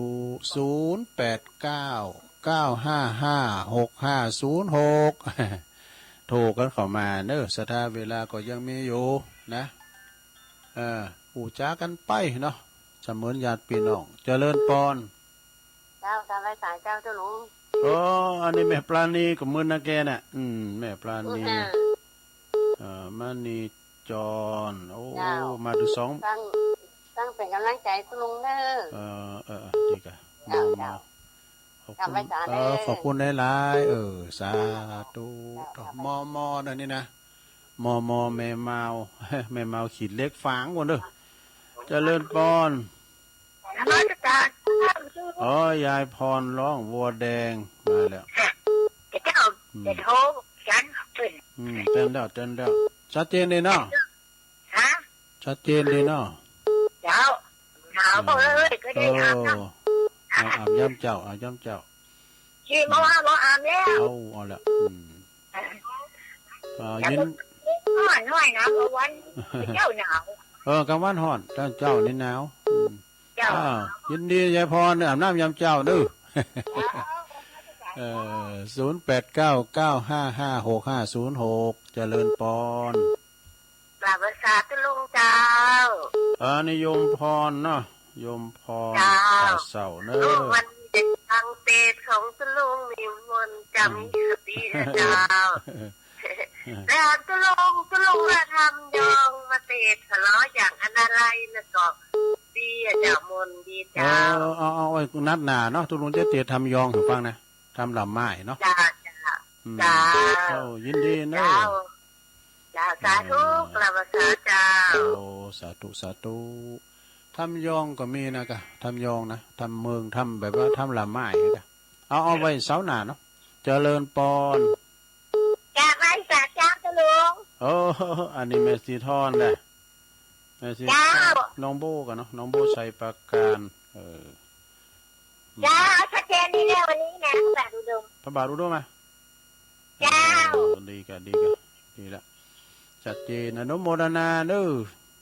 อนุโมทนาสาธุต่อมาแล้วมีเวลาแล้ว10 นาที0899556506ฟังกันไปเน้อศรัทธาวันพุธนี่ก็เป็นพระครูเน้ออาจารย์พระครูอภิวัฒนวิกรมแล้วก็พระครูสุเมธวันพุธนะเวลาเดียวกันเนี่ยเจริญปอนจ้าจะลงวันนั้นเจออ่ะครับวันนั้นอุ้ยนานมาแล้ว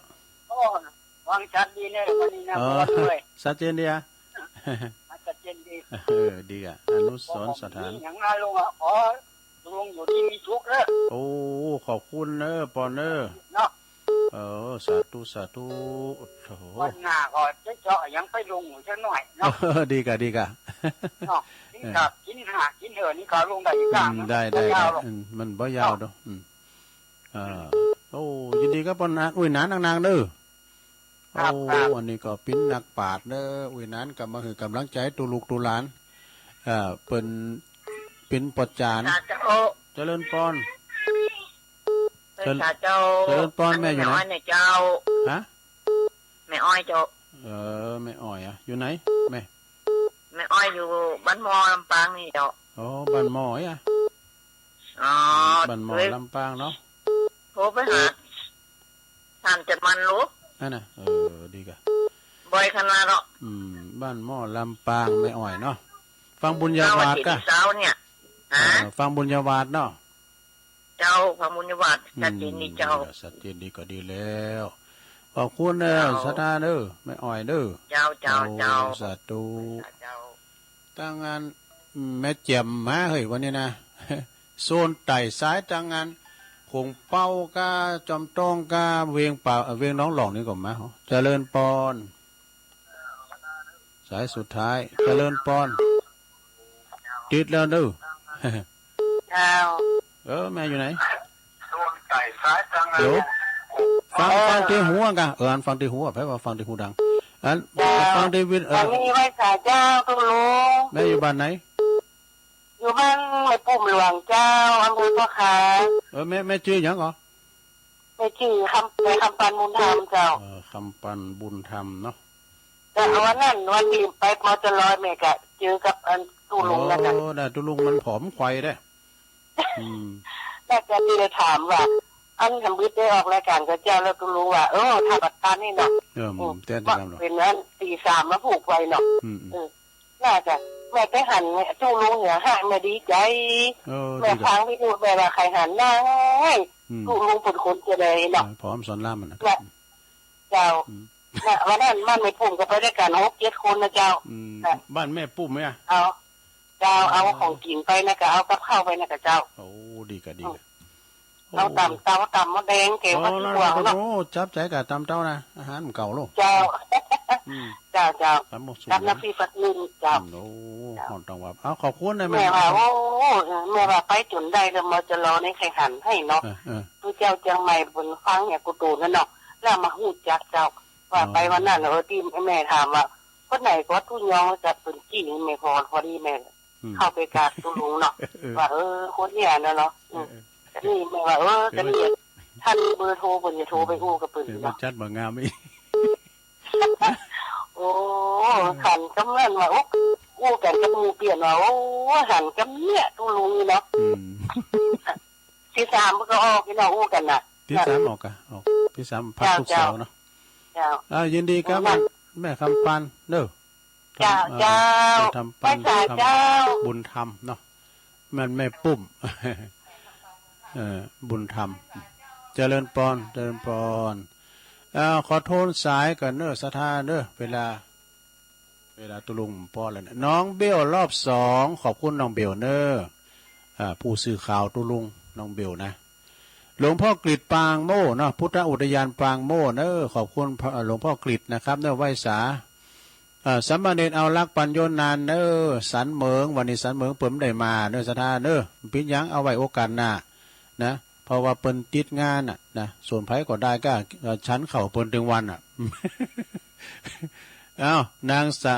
แม่สาวรักษ์เนอะใส่ปราการแม่ทลบฝางเนอะไม่อายใช้ปราการกะใช้ปราการแม่จันสมมาในจากรีบก่อรีบโกยหวยหยอกวันพรุ่งนี้ใจสมมารีบกอบรีบโกยแล้วก็แม่สีนวลสีจมนี่อันนี้เพิ่นก็ฟังถึงวันแล้วก็แม่บัวพัดกุลันต้นซ่านอันนี้เพิ่นจะเข้ากรรมเนาะแล้วก็แม่ปราณีมณีจรมแม่เมาขี้เล็กฝางบุนะยายพรร้องวัวแดงสันกำแพงเจียงใหม่เนาะโยมพรบ้านป่าเสาแนะนำตุลุงธรรมยองมาติดด้วยเนาะเห็นนะ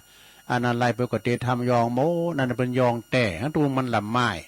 ยองก่อมเซิงเมืองก่อมใจมันคล้ายๆไปทั้งขมุแม่สีทรหนองบัวชัยประการนะฟังชัดเจนพระบาทอุดมปนันเจ้ยเนี่ยนั้นเจ้ยอนุสรณ์สถาน4ครูบาป่าแพงเด้อตำบลแม่แรงนะแม่อ้อยบ้านหมอลำปางเนี่ยแม่คำปันบุญธรรมเด้อบ้านแม่ปุ้มโตแล้วหันตีเนี่ยแล้วใจแล้วเอาละตอนนี้สาระญาติโยมทั้งหลายตุลุงก็จบเวลาพอดีนำรายการจากลาศรัทธาไปก่อนเด้อโอกาสหน้าก็ปักกันใหม่จันการเนาะวันนี้ก็ถ้าว่าอูพิษอูถูกจะได้ก็ขออภัยด้วยขอบคุณทางสถานีทุกคืนด้วยเนอะที่เพิ่งก็เกี่ยวสัญญาณในวันนี้โชคดีมีใจเหมือนกันจุคนจุตัน จัตตาโลธรรมาวัฏันติอายุวันโนสุขังปะลา